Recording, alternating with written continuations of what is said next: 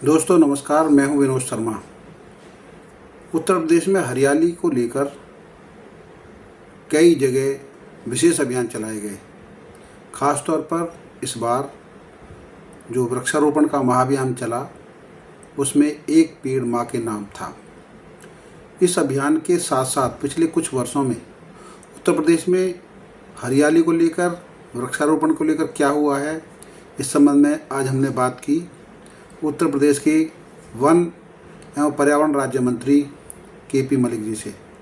आइए सुनते हैं उनके साथ हुई हमारी ये बातचीत। उत्तर प्रदेश में हरियाली के मामले में एक अग्रणी स्थान बन रहा है। धीरे धीरे हरियाली बढ़ रही है और आज हमारे साथ उत्तर प्रदेश के वन एवं पर्यावरण राज्य मंत्री मलिक साहब हैं। मलिक साहब, ये बताइए कि किस तरीके से हम पूरे प्रदेश में हरियाली को बढ़ावा दे रहे हैं और क्या ये कार्य योजना पिछले कुछ सालों से चल रही है? सर्वप्रथम तो आज के जब मैं आपसे बात कर रहा हूँ, आदरणीय मुख्यमंत्री जी का और उत्तर प्रदेश के आम जन से लेकर हर व्यक्ति का आभार व्यक्त करना चाहूँगा कि इन्होंने अपना उत्तराखंड का जब बंटवारा हुआ जी, तो एक संकट गहराया कि हरियाली और सब प्राकृतिक माहौल बंटवारे में उत्तराखंड की तरफ चला गया।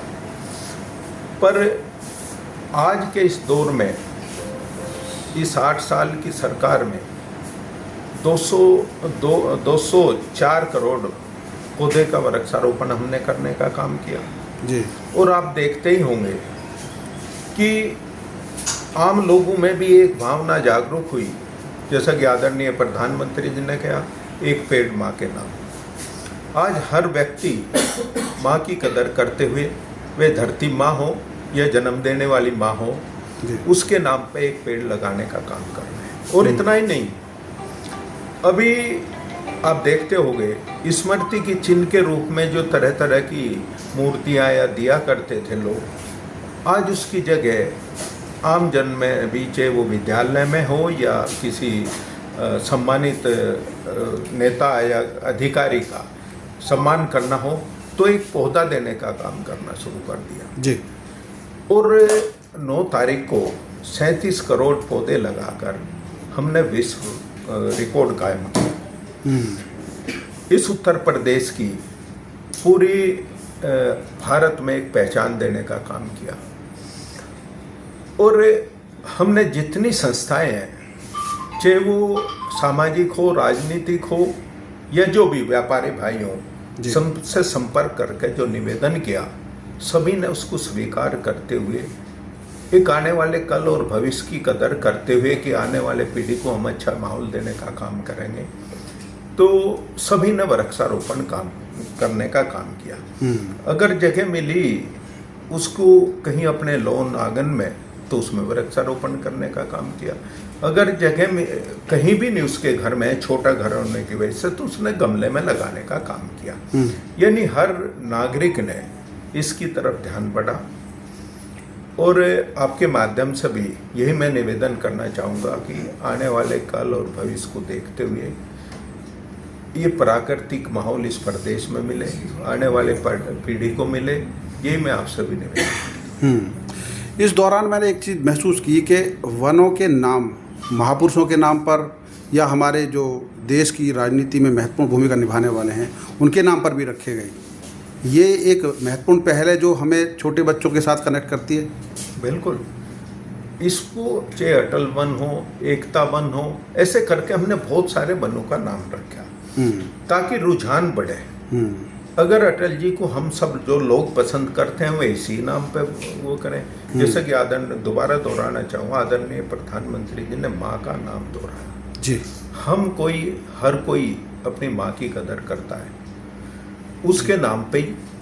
और हमने सब जगह एक निवेदन किया, बच्चे का जन्मदिन हो या किसी बुजुर्ग के चले जाने के बाद, जहाँ भी मौका मिले, जिस नाम पे भी मिले, जैसे कि मैं बात करूँ, अगर हमारा बुजुर्ग कोई चला जाए, हम अगर पेड़ लगा दें उसके नाम पे, वो हमें छाएं देने का, ऑक्सीजन देने का, फल फ्रूट देने का तो काम करेगा ही, पर अपने बुजुर्गों को ये पहचान देने का भी बहुत बड़ा काम करेगा।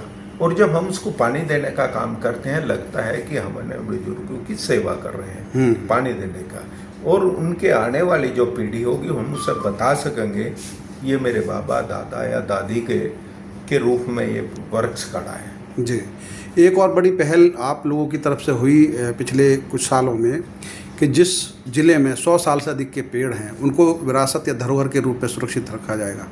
तो इस तरह के क्या आंकड़े हैं कि कितने पेड़ ऐसे हैं जो 100 साल से अधिक के हैं, और क्या ऐसा नहीं होना चाहिए कि हर ज़िले में ऐसे पेड़ छांटे जाएं जिनकी उम्र बहुत ज़्यादा हो, ताकि ऐतिहासिकता के साथ साथ उनको बच्चों के साथ उन्हें दिखाने के पर्यटन के रूप में भी डेवलप किया जा सके? हाँ, एक बिल्कुल एक पहचान के लिए हर ज़िले में जहाँ पे भी इस तरह के पेड़ थे, कोई 200 साल पुराने थे, कोई 100 साल पुराने थे, कोई इतना बड़ा रूप धारण कर चुके थे जी जी, अब में अपने आप में एक पहचान थी, उन सबको हमने चिन्हित कर एक बुकलेट बनाई, उनकी संख्याओं का आंकलन किया और उनके आसपास के लोगों को निवेदन किया कि इसका रख रखाव हम ज़्यादा करें जी। वन विभाग के साथ साथ वहाँ के आम जनों का भी सहयोग लेने का काम किया है। एक और सबसे महत्वपूर्ण सवाल, आखिरी सवाल, कि नदियाँ हमारे जीवन का बड़ा स्रोत हैं और अधिकतर नदियों के किनारे अतिक्रमण हो रहा है, अवैध कब्जे के शिकार हो रही हैं। क्यों नहीं नदियों के दोनों किनारों पर हरित वन इस तरह डेवलप किया जाए ताकि नदी भी बचे और प्राकृतिक वातावरण बने? अब की बार इस वृक्षारोपण की जितनी मीटिंगें हुई जी, आदरणीय मुख्यमंत्री जी ने ली, उनमें सबसे जो प्राथमिकता पर रखा वो जितनी नदियां हैं, गंगा जी या जो भी जी, उसको हमने प्राथमिकता पर रखा और कहा गया कि सभी जगह जहाँ अतिक्रमण हो या कुछ किसान भाइयों को जो वहाँ की जमीन बो रहे थे या आसपास का अतिक्रमण था उन्हें अच्छा भी नहीं लगा। ये भी शिकायत मिली है कि हमारे लोगों ने, आप जैसे सम्मानित लोगों ने वहाँ पर वृक्षारोपण किया, संस्थाओं ने वृक्षारोपण किया, कुछ लोगों ने उनको उखाड़ने का भी काम किया। हम लोगों ने उनके बीच में जाकर उनको समझाने का काम किया, आप केवल अपने हित के लिए ऐसा ना करो, आने वाली पीढ़ी के हित के लिए वृक्षारोपण जरूरी है। क्योंकि आप देखते हैं, हम देख ही रहे थे जो कोरोना का दौर आया था, जी जी, हर आदमी प्राकृतिक माहौल में जाना चाहता था। जिसको ऑक्सीजन की कमी थी वो ऑक्सीजन के लिए पेड़ों के नीचे, कहीं पीपल के पेड़ के नीचे, कहीं देहात में बड़े महानगरों को छोड़ के उसने देहात में जाना शुरू कर दिया था। और ऐसा भी एक उदाहरण है, पिछले दिनों में दुधवा में गया था, वन क्षेत्र में जी, हम वहाँ एक जाति बस्ती है वहाँ पे, तो उनसे जब बात करने का मौका मिला, थारू जी, तो जब उनसे मिलने का मौका मिला, उनसे कहा कि भाई कोरोना के दौर में आप कैसा महसूस कर रहे थे।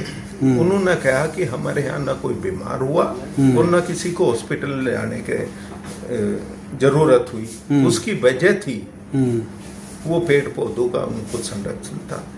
पेड़, और ये भी है कि पेड़ पौधे हमें कुछ ना कुछ देने का काम करते हैं, ऑक्सीजन देने का, हवा देने का या फल फ्रूट देने का।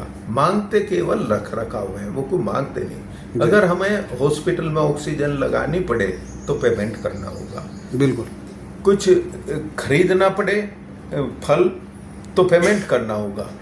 यहाँ तो पेड़ पौधे केवल रख रखाव मांगते हैं, बिल्कुल, वो पैसा नहीं मांगते बिल्कुल हमसे। तो हमारा फर्ज है कि आने वाले कल को अच्छे माहौल हम दे, आने वाले पीढ़ी में अच्छा माहौल दे, उसके लिए हम सब इसमें दिलचस्पी लेकर काम करें। एक वन राज्य मंत्री के नाते उत्तर प्रदेश के नागरिकों से आप जो अपील करना चाहें? मैं यही निवेदन करना चाहूँगा कि जो वृक्षारोपण आज आपने किया है, इस वर्ष किया 37 करोड़ वृक्षारोपण पौधों के रूप में, उनको तो धन्यवाद करना चाहूँगा। और आने वाले कल के लिए और आने वाले साल में यही निवेदन करना चाहूँगा, और ज़्यादा दिलचस्पी लेकर हम इस देश में नहीं, इस दुनिया में एक पहचान बनाने का काम करें, ताकि अपने आने वाली पीढ़ी को और अच्छा माहौल मिल सके। नोएडा खबर से बात करने के लिए आपका बहुत बहुत धन्यवाद मंत्री जी।